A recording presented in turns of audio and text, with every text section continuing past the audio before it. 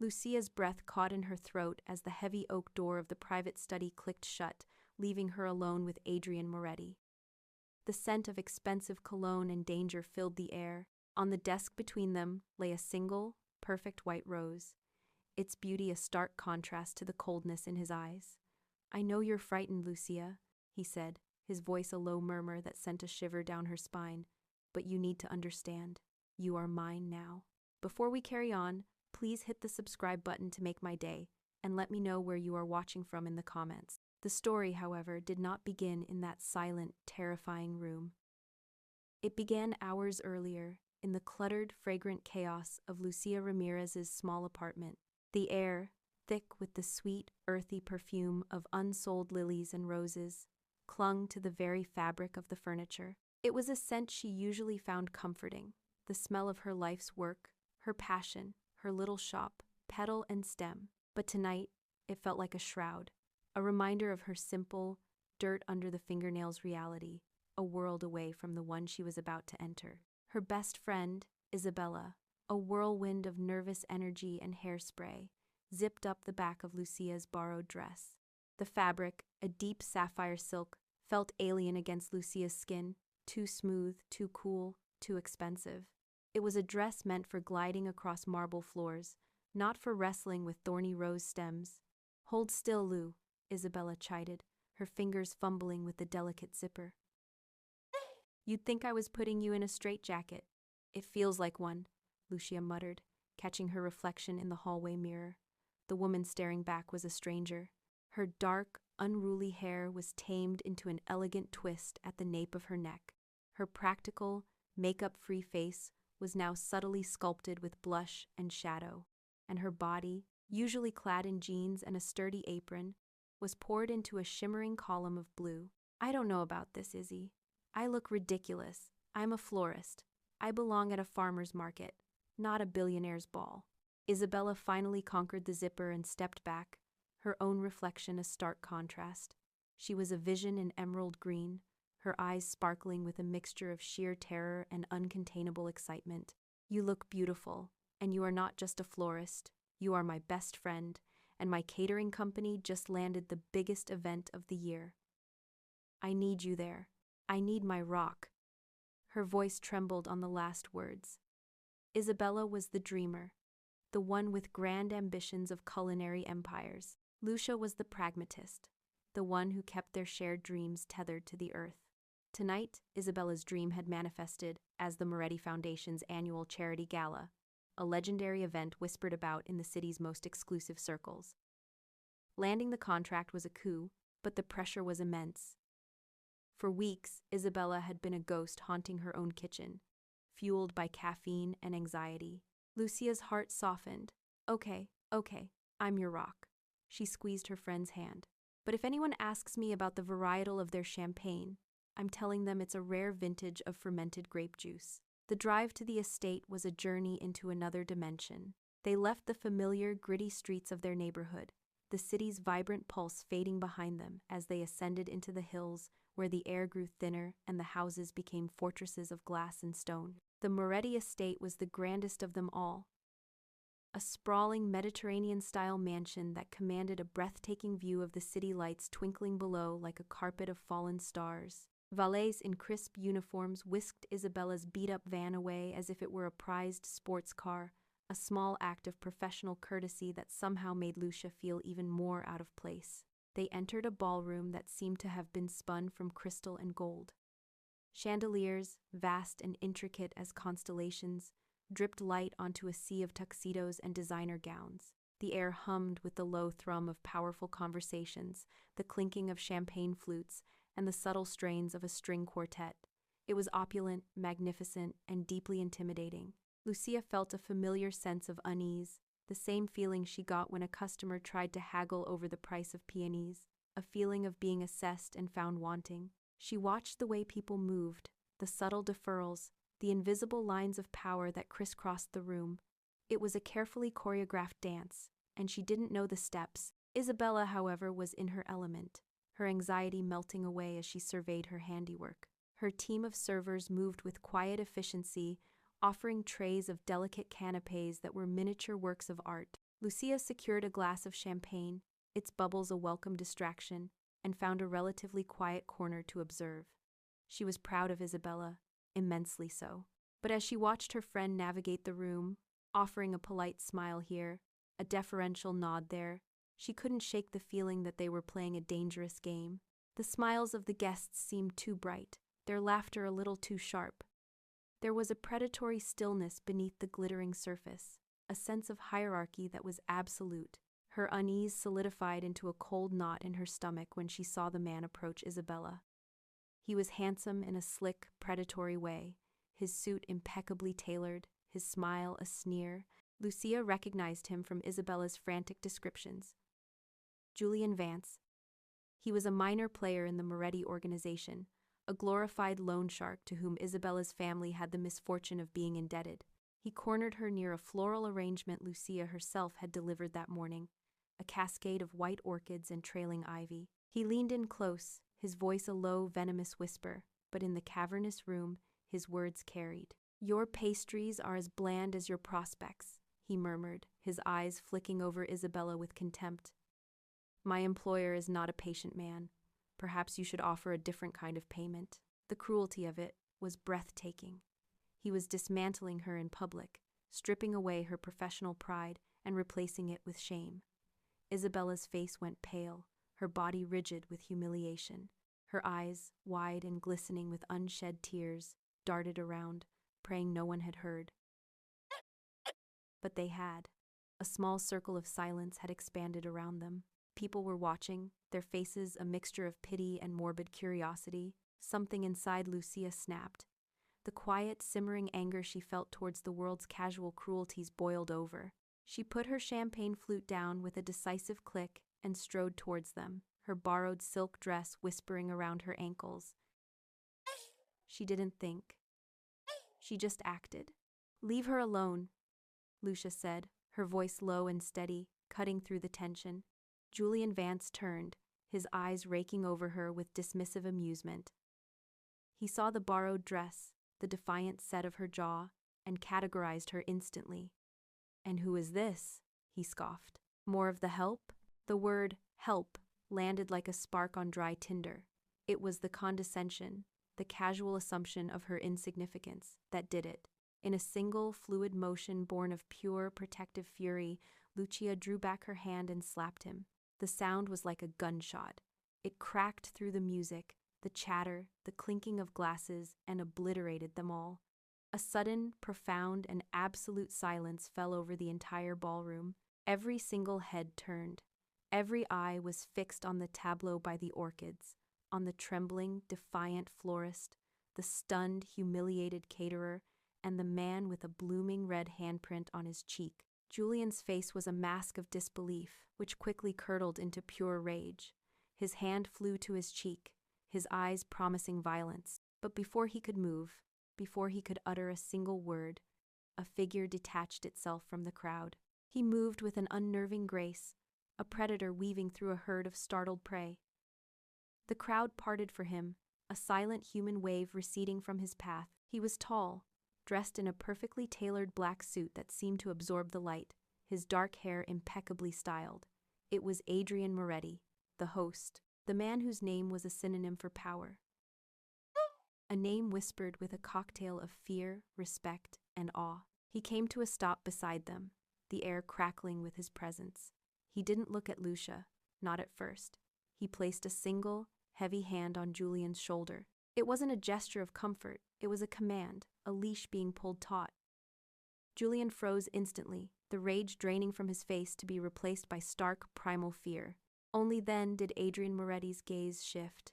He looked from the trembling Julian to the red mark on his face, then his dark, unreadable eyes finally settled on Lucia. She stood her ground, her heart hammering against her ribs like a trapped bird. The sting in her palm was a distant, fading sensation, replaced by a tidal wave of cold dread. She had just slapped a man in front of his boss, and not just any boss. The entire city knew who Adrian Moretti was. The crowd held its collective breath, waiting for the inevitable explosion. They expected shouting, a quiet, deadly order, a woman's life ruined in a single nod. Instead, the corner of Adrian Moretti's mouth twitched. A low chuckle escaped his lips, a sound so unexpected, so out of place in the suffocating silence, that it was more shocking than a shout. The chuckle grew into a slow, genuine laugh. It wasn't a cruel laugh, it was one of pure, unadulterated amusement. He looked directly at Lucia, and for the first time, she felt the full, unnerving force of his attention. His eyes, the color of dark, bitter chocolate, were filled with an unnerving mixture of intensity and something that looked terrifyingly like delight. "No one's ever done that before," he said. His voice a low, rich baritone that seemed to vibrate in the very air around them. The spell was broken. A nervous murmur rippled through the crowd. Adrian's hand tightened on Julian's shoulder. A silent dismissal. Julian, pale and sweating, practically melted back into the crowd, disappearing from sight. Adrian's focus, however, remained entirely on Lucia.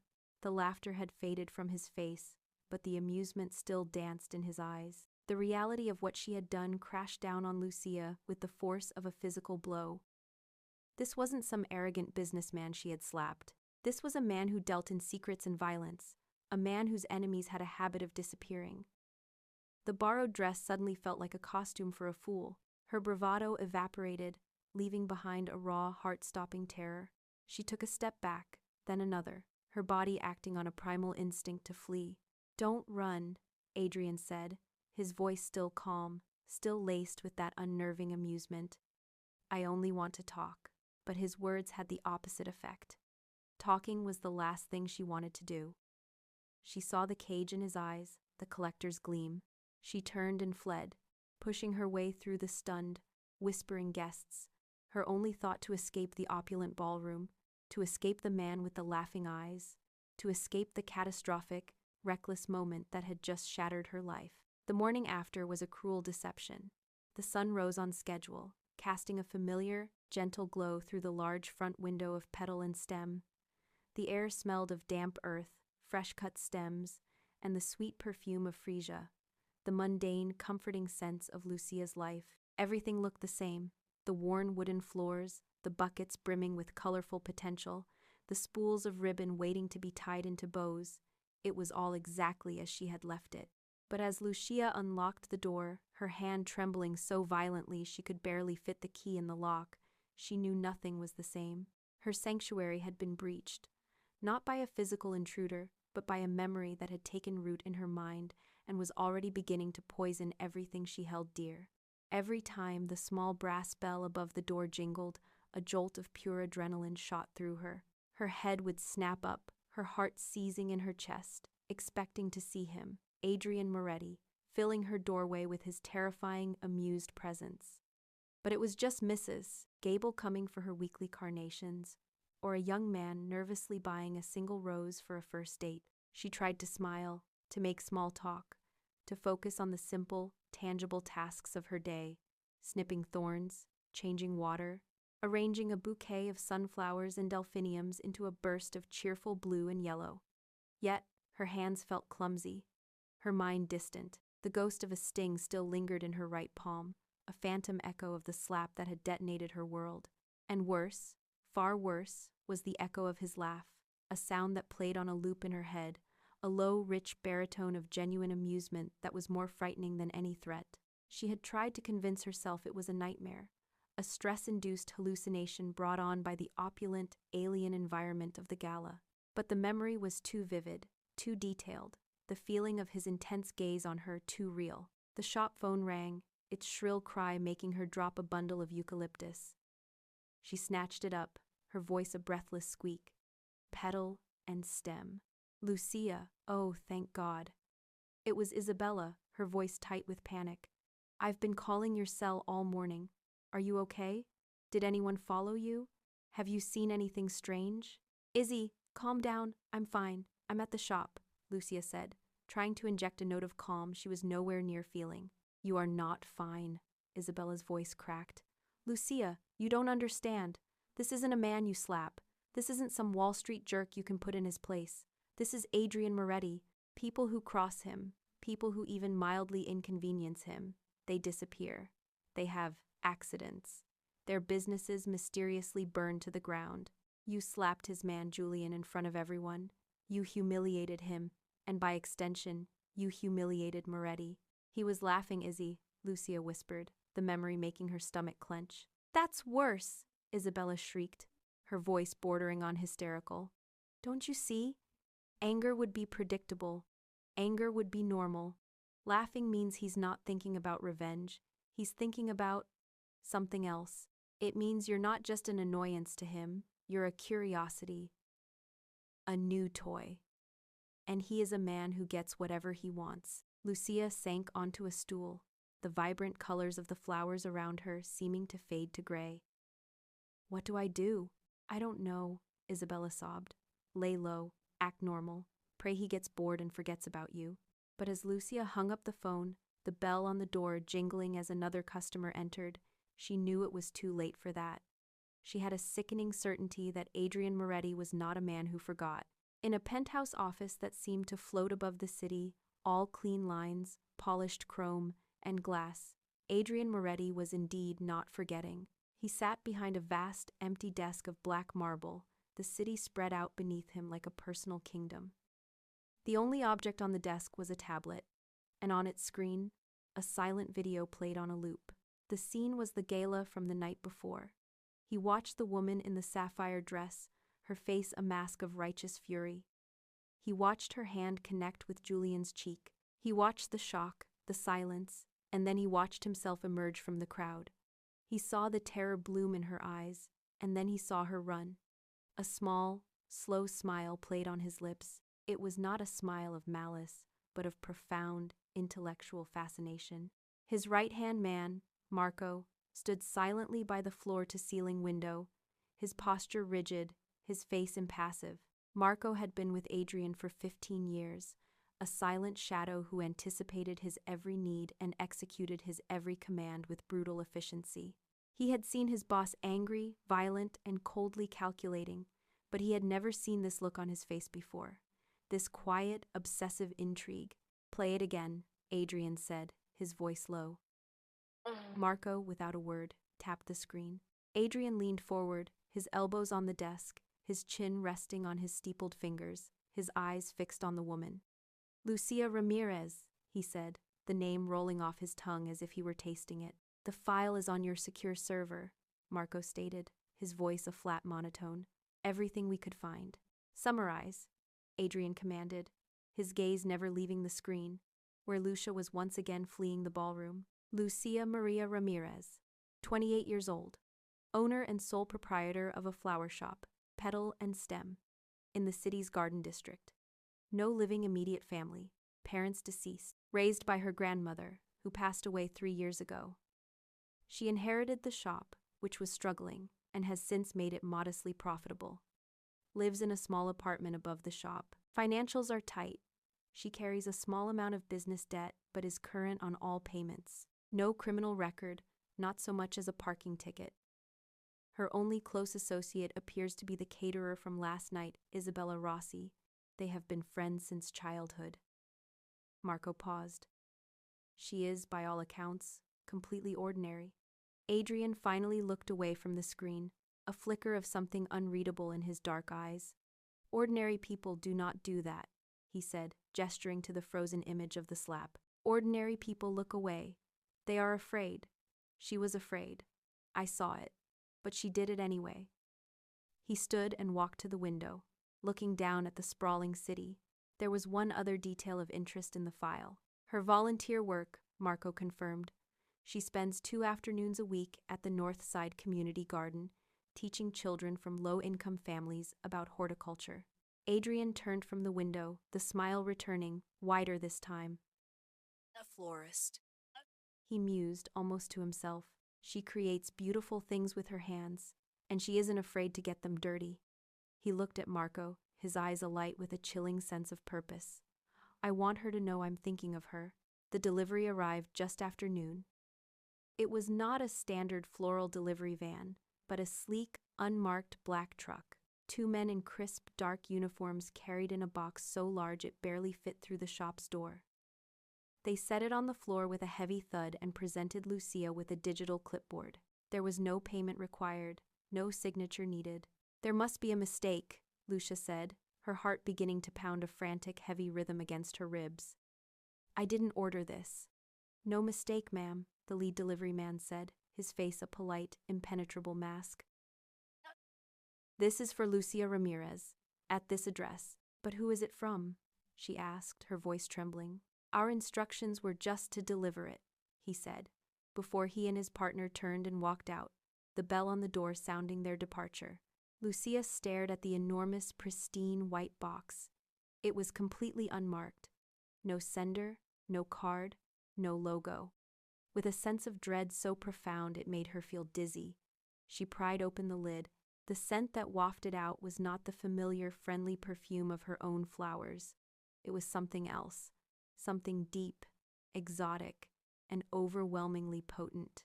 Nestled in a bed of black silk paper was the most breathtaking and most terrifying floral arrangement she had ever seen. It was a cascade of black orchids, dozens of them, their petals the color of a moonless midnight, so perfect they didn't look real. Their waxy, velvet texture seemed to drink the light, and their sheer, alien beauty was deeply menacing. Lucia, a florist, knew exactly what she was looking at. These were a rare, genetically engineered hybrid, a single stem of which was worth hundreds of dollars. This arrangement was worth thousands, more than she made in a month. There was no card. There didn't need to be. She knew, with a certainty that chilled her to the bone, who it was from. This wasn't a gift. It was a statement. It was a display of wealth so casual it was obscene. It was a message, delivered in the language of her own profession, a language he had twisted into a threat. The orchids sat in the middle of her cheerful, rustic shop like a black hole, their silent, perfect beauty, a testament to his power. Asterisk, I know who you are. Asterisk, they whispered. Asterisk, I know what you love, and I can reach you anywhere. Asterisk, she tried to move them, to hide them in the back room, but the arrangement was too heavy, too large. It was an immovable monument to her terror, and she was forced to work around it all day. Its dark, cloying scent filling her lungs, a constant, suffocating reminder. The day bled into a long, anxious evening. Lucia stayed late, trying to lose herself in the mindless work of prepping for the next day, but her focus was shattered. Every creak of the old building, every siren in the distance, sent a fresh wave of fear through her. Finally, she could bear it no longer. She locked the front door, pulled down the shade, and began to count the day's meager earnings, her mind racing. She had to get away, just for a weekend. Maybe she could visit her aunt in the countryside, somewhere he couldn't find her. As she was bundling the cash, a flicker of movement across the street caught her eye. She peered through a small gap in the window shade, her breath caught in her throat. Parked directly opposite her shop, under the halo of a flickering streetlight, was a sleek, black town car. It was the same model she had seen ferrying guests to the gala, a silent, imposing vessel of wealth and power. Its engine was idling, a low, almost imperceptible rumble in the quiet street. The windows were tinted, black and opaque, making it impossible to see who was inside. But she didn't need to see.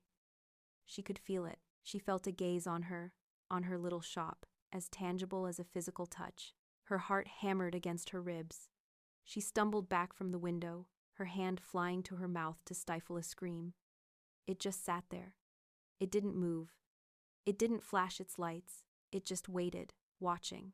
A predator lying in wait, patient, confident. She flicked off the main lights in the shop, plunging herself into darkness, and crouched behind the counter, her body trembling uncontrollably.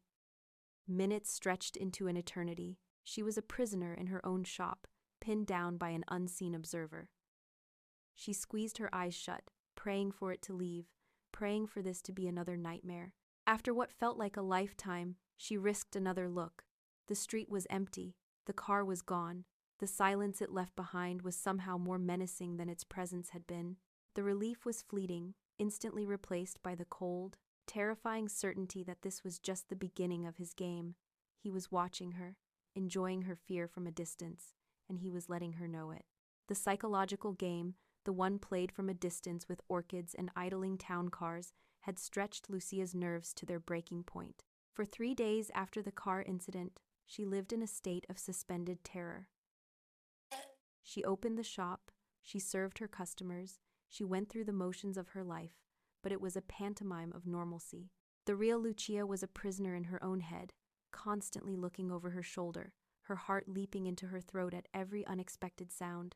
She felt hunted, and the worst part was that she knew the predator was simply enjoying the chase. He was toying with her, and the waiting, the not knowing when or how he would finally make his move, was a unique form of torture.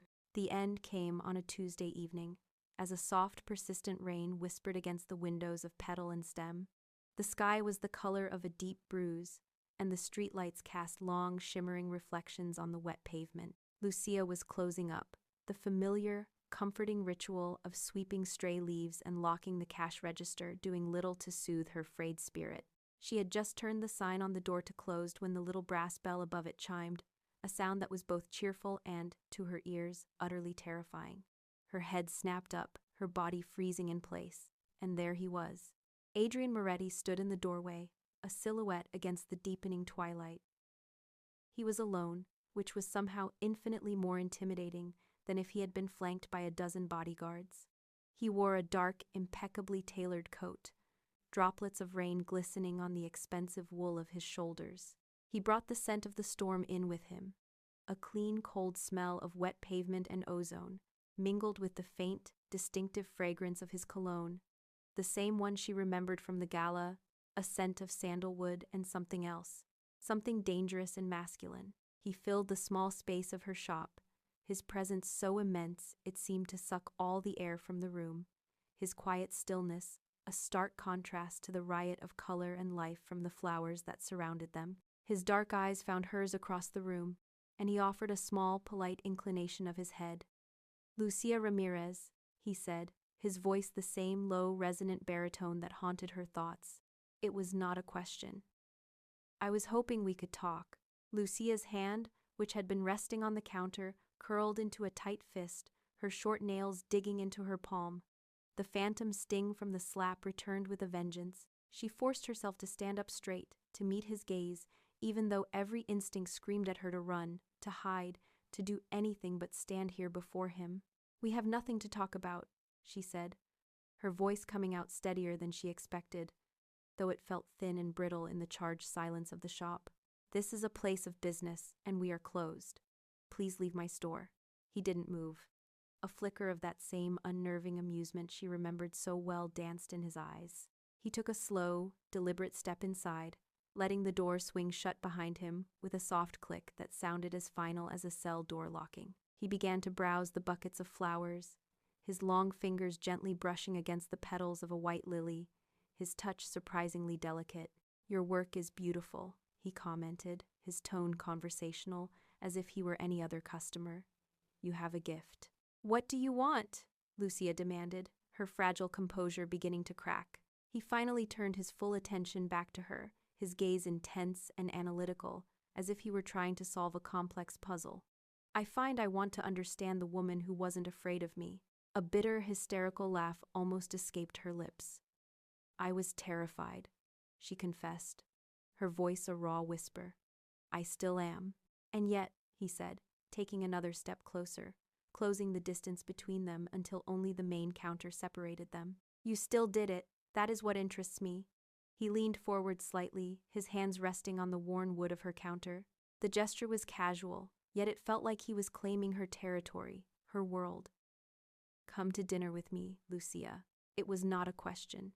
It was a command, wrapped in the thinnest veneer of politeness. The thought of it, of sitting across a table from him, of being trapped in his presence, was suffocating. "No," she said, the word sharp and defiant. "Absolutely not." For the first time, the amusement in his eyes faded, replaced by something colder, harder. His posture didn't change, but the atmosphere in the room shifted, growing heavy and oppressive. "That's a shame," he said softly. He paused, letting the silence stretch, letting her feel the weight of her refusal. Then, his voice dropped even lower, becoming smooth and sharp as a shard of glass. "I was speaking with Julian Vance earlier today. He's still quite displeased about the events at the gala. He feels he lost face, and when Julian loses face, he tends to look for compensation. He let that hang in the air for a moment before continuing. Isabella Rossi. Her family owes a rather substantial debt to him, I believe. A debt that is coming due. It would be a tragedy if her catering business, which is showing such promise, were to encounter some unforeseen complications. The blood drained from Lucia's face. It was a checkmate, and they both knew it. He was a master of this game, moving people like pawns on a board she was only just beginning to comprehend. He had found her weakness, her one vulnerable point, and he was pressing on it with surgical precision. The slap, her one act of righteous fury, had not just endangered her, it had placed Isabella directly in the crosshairs. The weight of that guilt was a physical blow, knocking the air from her lungs and the fight from her spirit. He saw the surrender in her eyes, the collapse of her defiance. He straightened up, his expression softening almost imperceptibly, the predator retracting its claws now that its prey was cornered. "Come to dinner with me, Lucia," he repeated, his voice once again calm and reasonable. "Just one dinner, we talk, and your friend's troubles will disappear. I will consider the debt personally settled." He presented it as a solution, a generous offer to fix a problem she had caused. But it was a cage, beautifully constructed and inescapable. She was trapped, not by threats of violence against her, but by her love for her friend. He had manipulated her into choosing her own prison. She gave a single jerky nod, unable to speak past the lump of rage and despair lodged in her throat. A small, satisfied smile touched his lips. "Excellent," he said. "My car is waiting." The ride was an exercise in agonizing tension. The luxury sedan was a world unto itself, a silent, climate-controlled bubble of black leather and polished wood that smelled faintly of him. It moved through the rain, slicked city streets with a silent, fluid grace, utterly detached from the world outside. Lucia stared out the window, watching the familiar landscape of her neighborhood slide by. The corner market where she bought her groceries, the laundromat, the park where she sometimes ate her lunch, it all looked alien to her now, like a scene from someone else's life viewed through the wrong end of a telescope. She was hyper, aware of him sitting beside her, his presence a solid, unyielding weight. He didn't speak, didn't look at her, simply stared straight ahead, his profile carved like a Roman emperor's on a coin, impassive and powerful. The silence was not peaceful. It was a living thing, thick with everything unsaid, with the vast, terrifying chasm of power that separated them. She had expected a restaurant, some exclusive, public place where the presence of other people might offer a thin shield. She was wrong. The car bypassed the city's glittering restaurant districts and instead pulled into a private, underground garage beneath a sleek, modern skyscraper that pierced the clouds. He led her to a private elevator, and they ascended in silence. The only sound the soft, electronic chime marking their impossibly swift climb. The elevator doors opened not into a hallway, but directly into his world. They didn't go to a restaurant. He took her to a stunning, private rooftop conservatory that crowned the entire building. It was a breathtaking space, a jungle of glass and steel under the night sky. The rain had stopped, and the clouds were beginning to part, revealing a smattering of stars and a crescent moon. The entire structure was filled with the most exotic plants and flowers she had ever seen, a curated wilderness of vibrant, strange blooms and lush, trailing greenery. In the center of this private Eden, a single table for two was set with crisp white linen, gleaming silver, and sparkling crystal. He had orchestrated every detail. He had brought her to his domain, a place of his own creation, a gilded cage where he was in absolute control. A silent, white, jacketed server appeared as if from nowhere, pulling out her chair before melting back into the shadows of the foliage. Adrian sat opposite her, the city lights a dazzling panoramic backdrop behind him. He looked at her, his dark eyes reflecting the 1,000 tiny lights of the city below. "I thought you might appreciate this place," he said, his voice a low murmur. Lucia said nothing, her silence her only remaining weapon. She would not give him the satisfaction of her awe, of her engagement. She would be a stone, a wall he could not breach. The server returned with 2 plates of food that looked like works of art, and a bottle of wine that Adrian approved with a curt nod. He began to eat, his movements economical and precise. He seemed completely at ease with her silence, as if he had expected it, as if it were just another part of the game. He finally broke the quiet, his question simple, yet it cut through her defenses. "Why flowers?" he asked, gesturing vaguely at the botanical splendor surrounding them. Lucia was so startled by the directness of the question, by its utter normality, that she answered before she could stop herself. "They're honest," she said, her voice quiet. She looked away from him, at a spray of orchids that were a shade of impossible, electric blue. "They live, they bloom, they die. They don't pretend to be anything else." He considered her answer for a long moment, his fork pausing halfway to his lips. "Honesty," he mused, as if it were a foreign concept he was examining for the first time. "Is that what you value?" She met his gaze across the table, a spark of her earlier fire returning. "It's what I expect, even when it's unpleasant."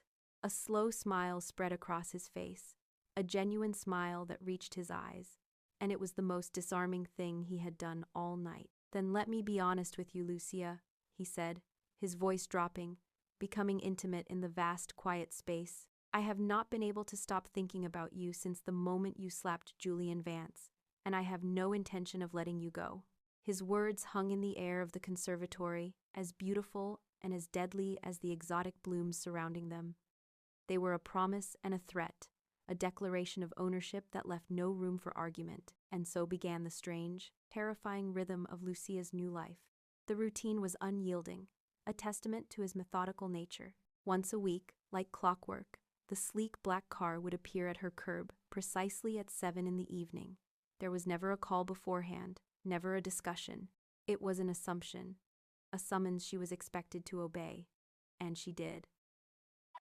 For Isabella's sake, she told herself, for the sake of the crushing debt that no longer hung over her friend's head, she would endure this. She would get into the car, her heart a cold, heavy stone in her chest, and be driven to some new, impossibly exclusive location. They never went to the same place twice. One week it was a private dining room in a hotel so discreet it had no name on the door, the windows looking out over a silent, moonlit harbor. The next, it was the empty, echoing floor of a modern art gallery he apparently owned. A single table set beneath a chaotic, vibrant painting that seemed to scream off the canvas. He never touched her, not once. But his gaze was a physical weight, a constant, analytical pressure that made her feel pinned and dissected. He would ask her questions, simple, probing inquiries about her childhood, her favorite books, the first flower she ever grew. He was like a scholar studying a rare text, memorizing every detail, every nuance.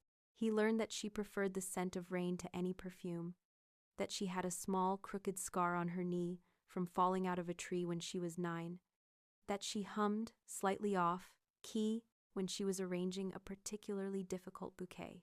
She, in turn, learned nothing of him. When she dared to ask a question about his life, his past, his family, he would deflect with an effortless, infuriating grace, turning the conversation back to her. He was a fortress, his walls smooth and impossibly high. All she could glean was what she observed, his cold precision, his impeccable taste, his unnerving stillness, and the absolute, unquestioning obedience he commanded from everyone in his orbit. She fell into a state of numb compliance, a passenger in her own life. The vibrant, fiery woman who had slapped a man at a party was receding, replaced by a quiet, watchful ghost who ate exquisite food she couldn't taste and wore dresses she didn't choose, which were often delivered to her shop in pristine boxes hours before her weekly summons. The crack in his perfect, controlled facade appeared on the 4th week. He had taken her to a private members-only club, a place of dark wood, worn leather, and hushed conversations. It was the kind of place where fortunes were won and lost over a glass of whiskey, where the city's true power brokers met in shadowed booths. They were seated in a secluded alcove, the low murmur of the club, a distant hum. For once, Lucia was feeling a flicker of her old self, a spark of defiance. The numbness was wearing thin, replaced by a simmering resentment. He was telling a story, a detached, impersonal anecdote about a business acquisition in Japan, when Marco materialized at his side. Adrian's right hand man was as silent and unobtrusive as ever, but the rigid set of his shoulders and the urgency in his eyes spoke volumes. He leaned down and whispered something in Adrian's ear, his voice too low for Lucia to hear. The change in Adrian was instantaneous and terrifying. The mask of the charming, attentive host dissolved, replaced by something cold and brutal. His face became stone, his eyes turning to chips of black ice. The warmth he had feigned vanished, leaving behind the pure, unadulterated predator. He gave Marco a curt nod, and his man disappeared as silently as he had arrived. Adrian turned back to Lucia, his expression still hard, but his voice was smooth. "Forgive the interruption," he said, the words a formality, devoid of any real apology. "Business." Lucia looked past him, across the dimly lit room. She saw him now, the man Marco had been speaking about. He was one of Adrian's capos, a thick-necked man with the face of a bulldog. He was standing with another of Adrian's men, his posture tense. There was a fresh, angry red cut running from the man's temple to his jaw, stitched together with crude, dark thread. He was explaining something in low, guttural tones, his hands gesturing angrily. For the first time, Lucia was not just seeing the wealth or the power, she was seeing the source of it. She was seeing the violence that underpinned his entire world. This was his business. Men with stitched-up faces and guttural, angry voices. "Is that what you call it?" she asked, her voice barely a whisper, but sharp with accusation. His eyes narrowed, the coldness in them intensifying. He didn't answer. He simply rose from the table, his napkin placed neatly beside his plate. "Wait here," he commanded, and walked away, his stride purposeful and deadly. She watched as he joined his men, his back to her. He placed a hand on the injured man's shoulder, and even from across the room, she could feel the menace in the gesture. The conversation was low, but the tone was unmistakable. It was the sound of orders being given, of violence being planned. In that moment, she saw the monster, not the man, and the fragile, predictable piece of their routine was shattered forever. Unbeknownst to them, their routine had not gone unnoticed.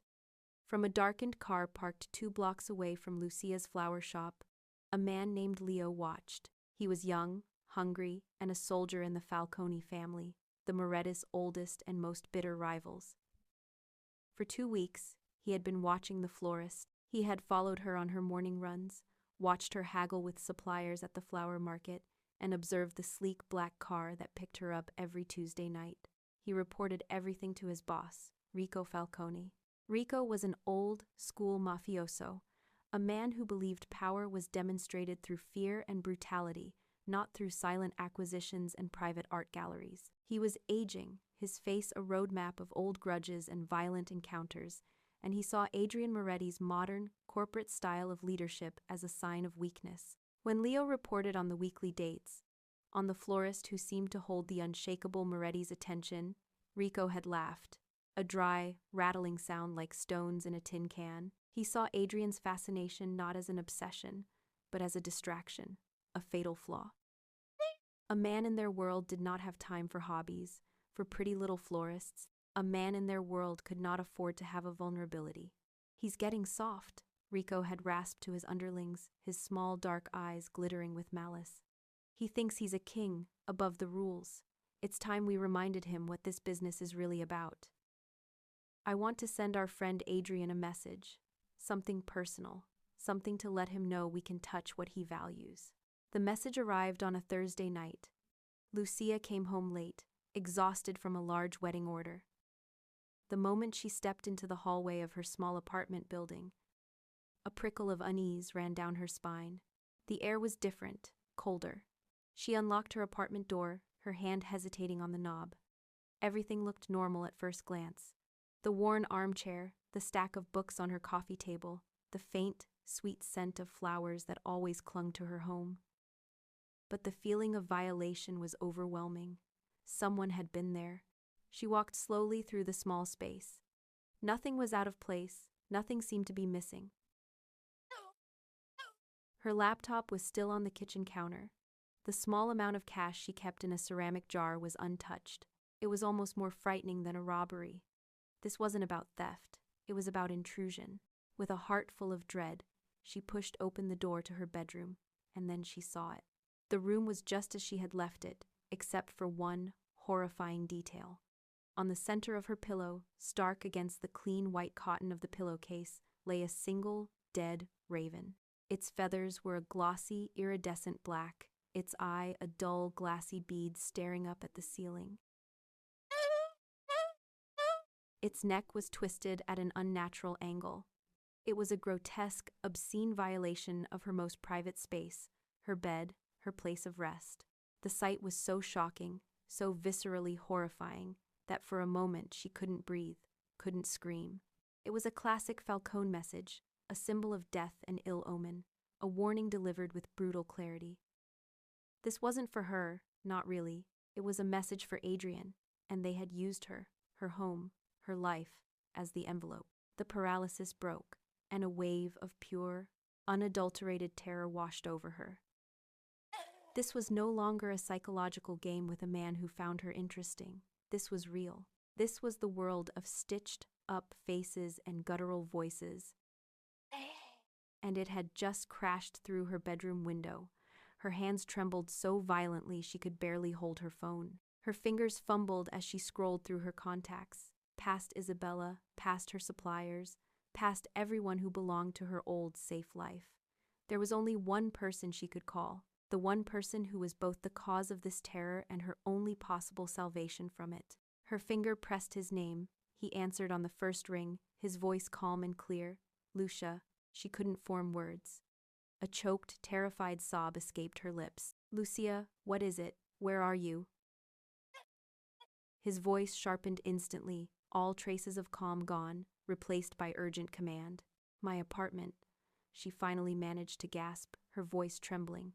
Someone broke in. They left something. Oh God, they left something. Stay on the phone. Lock the door if you can. I'm on my way. The line went dead. She didn't know how long she stood there, staring at the dead bird on her pillow, her body shaking with violent tremors. It felt like an eternity, but it could only have been minutes before she heard the screech of tires on the street below, followed by the heavy, pounding footsteps on the stairs. Her door burst open, splintering the frame, and he was there. Adrian filled the doorway, his face a mask of cold, contained fury. His eyes swept the room, missing nothing. Before they landed on the bed, he saw the raven, and an expression crossed his face so terrifying, so full of murderous rage, that Lucia physically recoiled. It was a look that promised utter annihilation. He moved past her into the bedroom, his eyes fixed on the dead bird. Rico Falcone, he said, his voice dangerously low, a quiet lethal hiss. He just signed his own death warrant. He stood there for a long moment, the storm of his fury, a palpable force in the small room. Then, slowly, he turned to her. His eyes, which moments before had held the promise of death, softened almost imperceptibly as they took in her trembling form, her pale, terrified face. He crossed the room in 2 strides and reached out, his hand closing around her upper arm. His touch was not rough, but it was firm, possessive, a brand of ownership. It was the first time he had ever touched her with deliberate intent. He looked down at her, his gaze intense, unwavering. He will not touch you again, he promised, his voice a low, dark vow. In that moment, the line between captor and protector, between the source of her fear and her only shield against it, blurred into nothingness. She was his, and the world would now be put on notice. The promise of his protection was a cold comfort, a heavy blanket on a winter night that kept her from freezing but also threatened to suffocate her. In the days that followed the raven's appearance, Lucia's world shrank to the size of a cage. 2 of Adrian's men, silent and imposing in dark suits, were a constant presence. One was stationed in a car across from her shop during the day.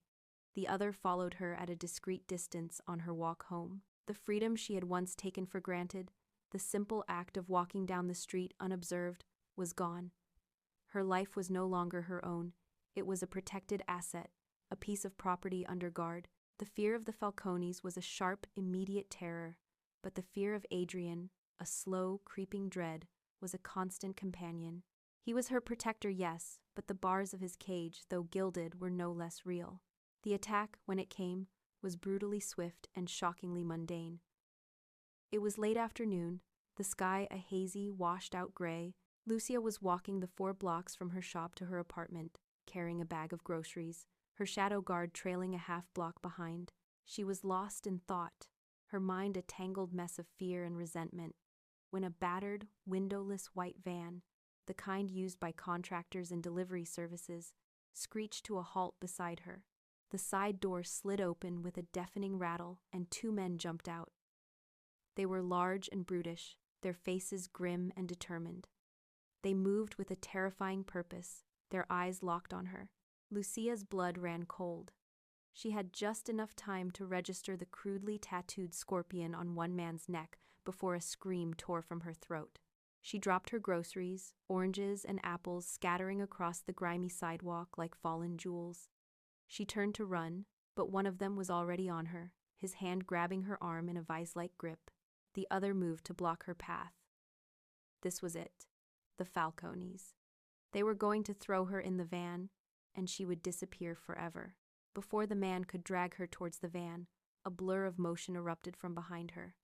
Adrian's man, the one who had been following her, moved with the explosive speed of a striking snake. He slammed into the man holding Lucia, the impact a sickening thud of bone against bone. The man's grip on her arm loosened, and she stumbled backward, falling hard against the rough brick wall of a building. Her arm scraped against the abrasive surface, a sharp, searing pain that cut through her terror. The fight was not a brawl. It was a brutal, efficient piece of violence.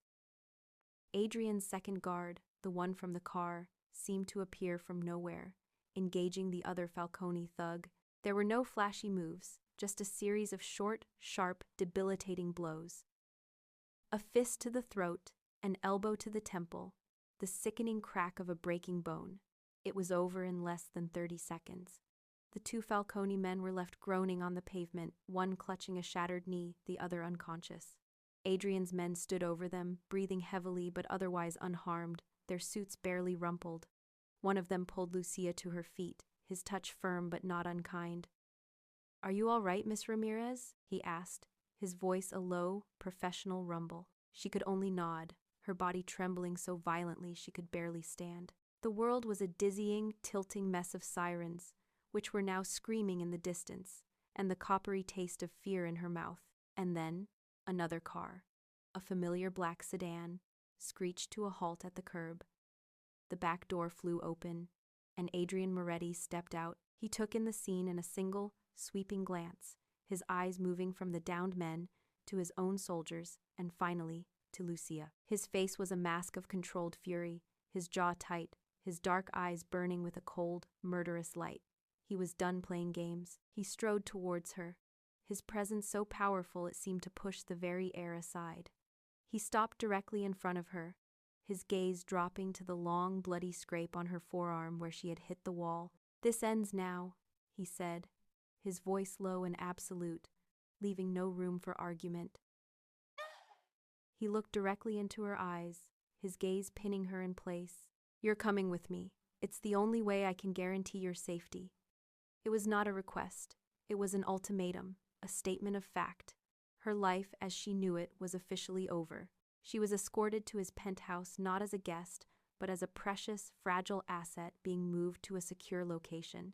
The apartment was just as she remembered from their first dinner, a vast, minimalist space of glass, steel, and polished stone that occupied the top 2 floors of the skyscraper. The floor-to-ceiling windows offered a god's eye view of the city, a sprawling, glittering tapestry of lights that stretched to the horizon.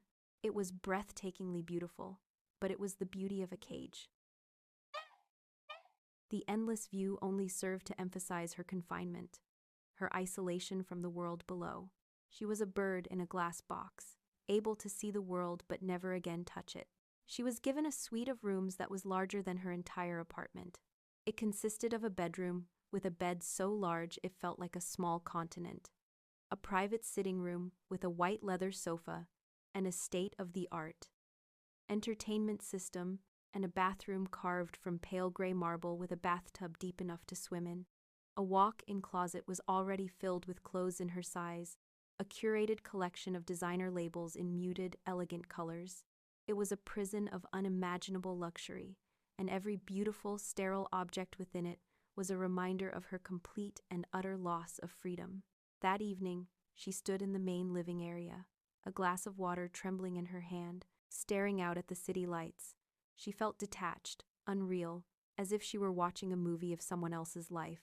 She heard his footsteps on the marble floor behind her, a soft, deliberate sound. He came to stand beside her, not too close, but near enough that she could feel the warmth radiating from his body. They stood in silence for a long moment, two figures silhouetted against the glittering expanse of the city.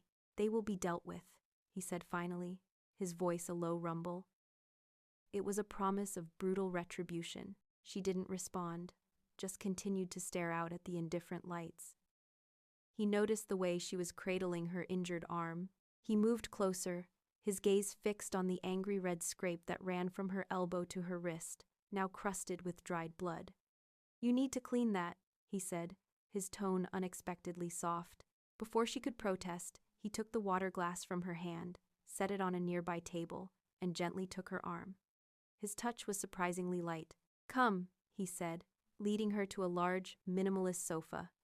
He sat her down and disappeared for a moment, returning with a fully stocked first aid kit. He knelt before her, a strange, almost surreal image, this powerful, dangerous man, kneeling at her feet. He opened the kit and methodically laid out antiseptic wipes, ointment, and a roll of clean white gauze. He took her arm again, his fingers warm and gentle as he held her wrist.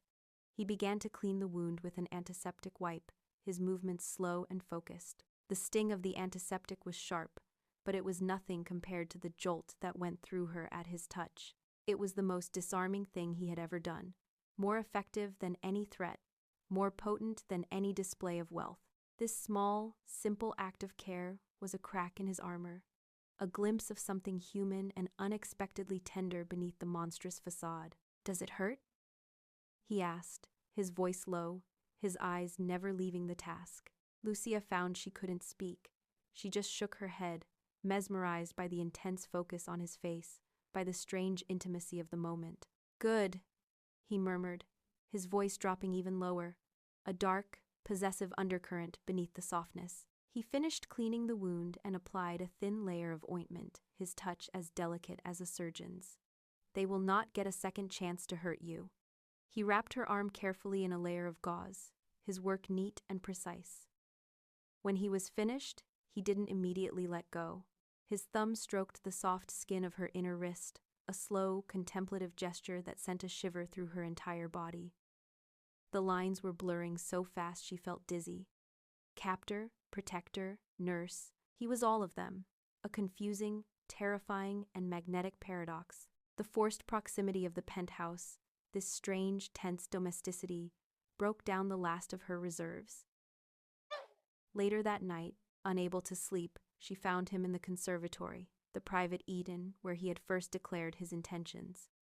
He was standing by the glass wall, looking up at the moon, a glass of amber liquid in his hand. She had walked in intending to demand answers, to rage at him for the destruction of her life, but the fight had gone out of her, replaced by a weary, desperate need to understand. She stood in the doorway, her bandaged arm a stark white slash in the dim light. "Why?" she asked, her voice quiet but clear in the silent, fragrant air. "Why me?" He turned slowly, his expression unreadable in the shadows. He considered her for a long moment, his dark eyes searching her face. He seemed to be debating with himself, wrestling with a decision. Finally, he gestured to a chair near him. "Sit, Lucia." She did, perching on the edge of the cushion, her body tense. He didn't sit, but leaned against the glass wall, the city a distant galaxy at his feet. He took a slow sip of his drink, the silence stretching until it was taut. "I grew up in a world," he began, his voice a low, reflective murmur, "where every interaction is a transaction. Every person you meet either wants something from you or fears you. There is no middle ground." He stared out at the night, but she knew he was seeing something else, a past she couldn't imagine. "From the time I was a boy, I was taught that love is a weakness and trust is a liability." People bowed, they scraped, they smiled to my face while their eyes were full of envy or terror. They lied. Everyone lied. They told me I was brilliant, that I was strong, that I was a king. It was all smoke, All of it. He fell silent, and Lucia found herself holding her breath, waiting. This was more than he had ever revealed, a glimpse into the cold, lonely world that had forged him. He turned his head, his gaze finally meeting hers in the dim light. His eyes were dark with the weight of memory, but for the first time, she saw a flicker of something else in their depths, something raw and vulnerable.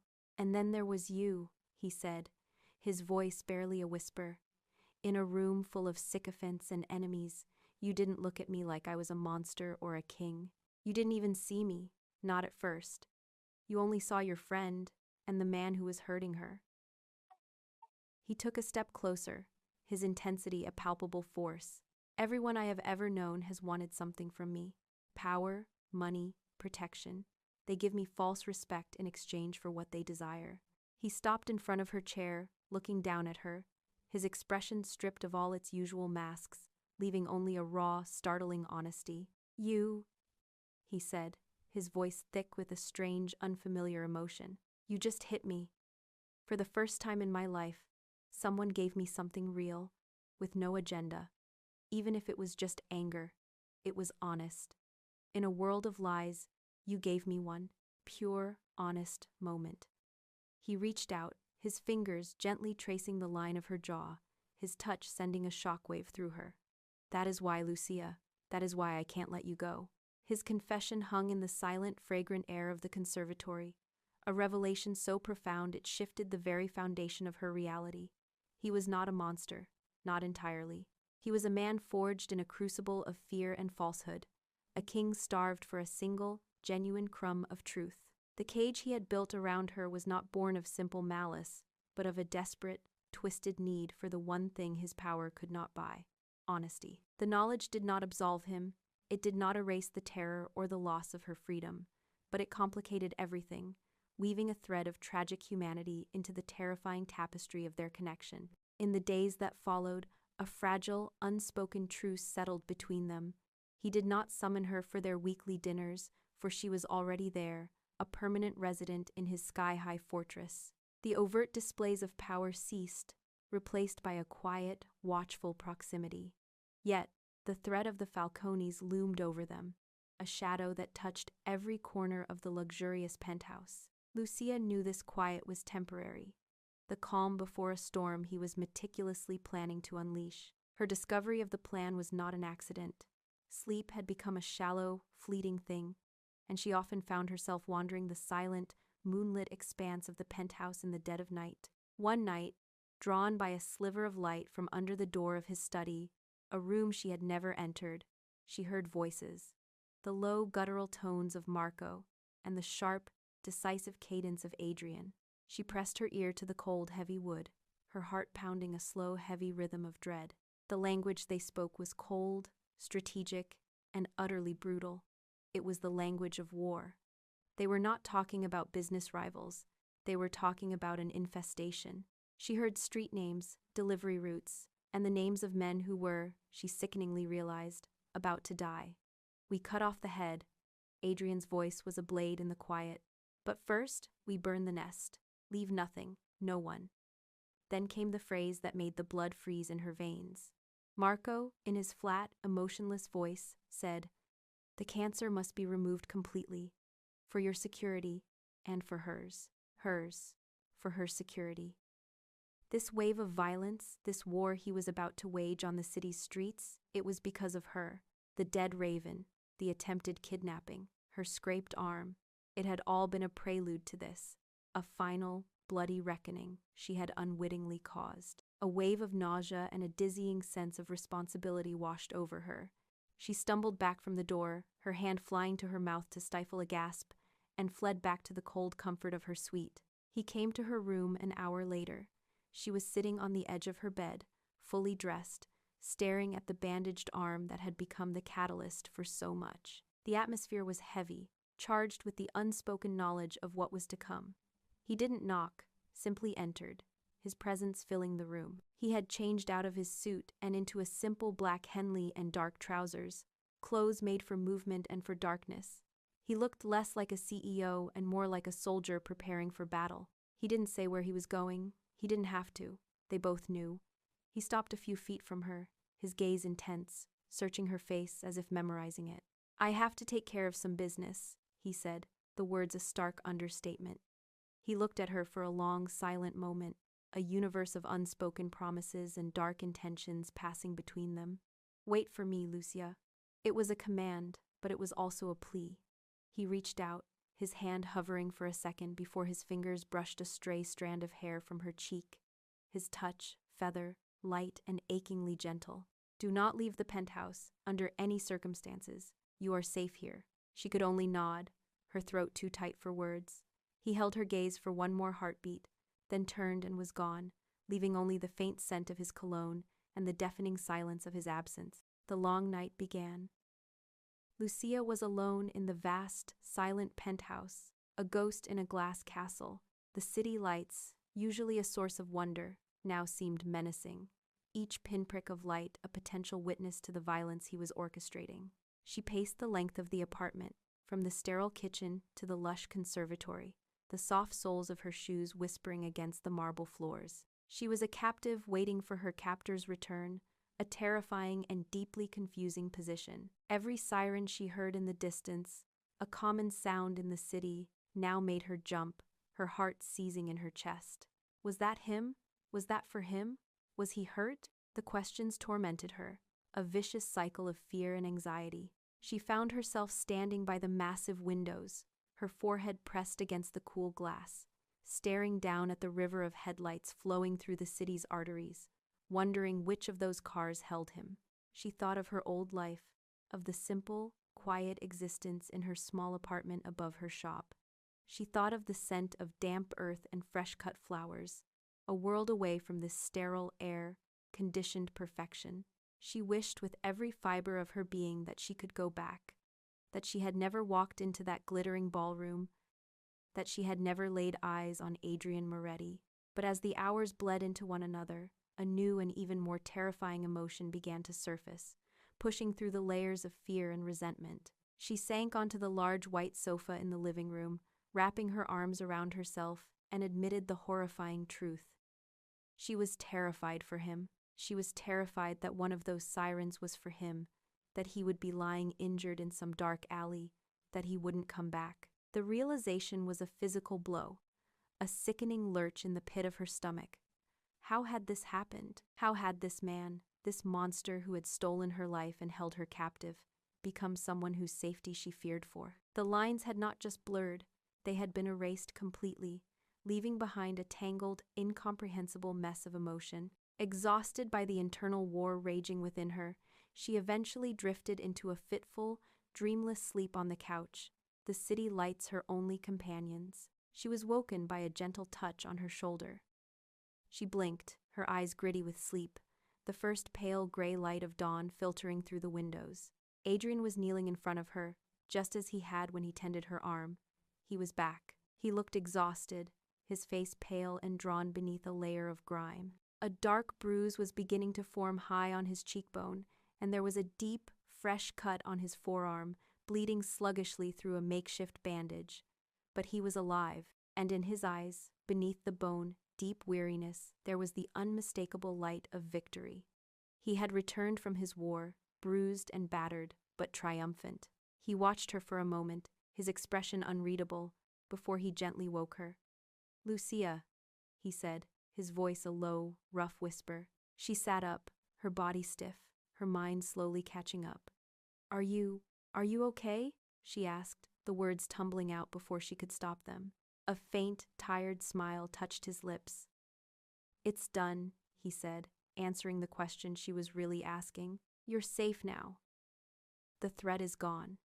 He rose to his feet, his movements stiff, and walked to the window, looking out at the rising sun as it began to paint the sky in shades of pink and gold. The war was over. Rico Falcone and his organization were no longer a threat. He turned back to her, his expression serious, all traces of his weariness momentarily gone, replaced by a solemn gravity. He looked at her, at the woman he had taken, the woman he had caged, the woman he had just gone to war for, and for the first time since she had met him, he looked truly vulnerable. "You are free, Lucia," he said, his voice clear and steady, though it cost him everything to say it. The debt is paid, the danger is gone, you can go home. He gestured towards the door. I'll have Marco take you whenever you're ready. Back to your apartment, your shop. Your old life is waiting for you, exactly as you left it. The words hung in the air, a choice so immense, so unexpected, it stole her breath. He was relinquishing his control. After all of it, the obsession, the pursuit, the capture, he was opening the door to her cage and letting her fly away. He was putting the power, all of it, into her hands for the very first time. This was his final, greatest test, not of her, but of himself. He was making himself vulnerable to the one thing he had never experienced: rejection. Lucia stared at him, at this impossible, complicated man, his face bruised, his arm bleeding, his empire secured, offering her the one thing he had so ruthlessly taken away. She looked past him, through the vast windows, at the city waking up below. She thought of her quiet, simple life, the familiar comfort of her routine, the safety of being anonymous, of being free. It was all there, waiting for her, just a car ride away. Then she looked back at him. She saw the man who had terrified her, imprisoned her, and manipulated her. But she also saw the man who had shown her a strange, disarming tenderness, who had confessed his deepest vulnerabilities, who had just risked his life to protect her. Her old life was safe and predictable. This life, with him, was dangerous, intense, and terrifying. But it was also, in a way her old life had never been, brutally, breathtakingly real. A long, heart-pounding silence stretched between them, the fate of their world hanging on her next move. He stood perfectly still, waiting for her verdict, his face a mask of control, but she could see the tension in his shoulders, the faint tremor in his hand. She took a breath. She did not move toward the door. She did not ask for her coat. Instead, she rose from the couch and took a single, deliberate step toward him, and then another. She stopped when she was standing directly in front of him, so close she could see the exhaustion etched in the fine lines around his eyes, so close she could feel the heat of his body. She looked up at him, her gaze unwavering, her decision made. Her voice, when she spoke, was not loud, but it was quiet and steady, filled with a certainty that shook them both to the core. "What if I don't want my old life anymore?" she asked. "What if this is my home now?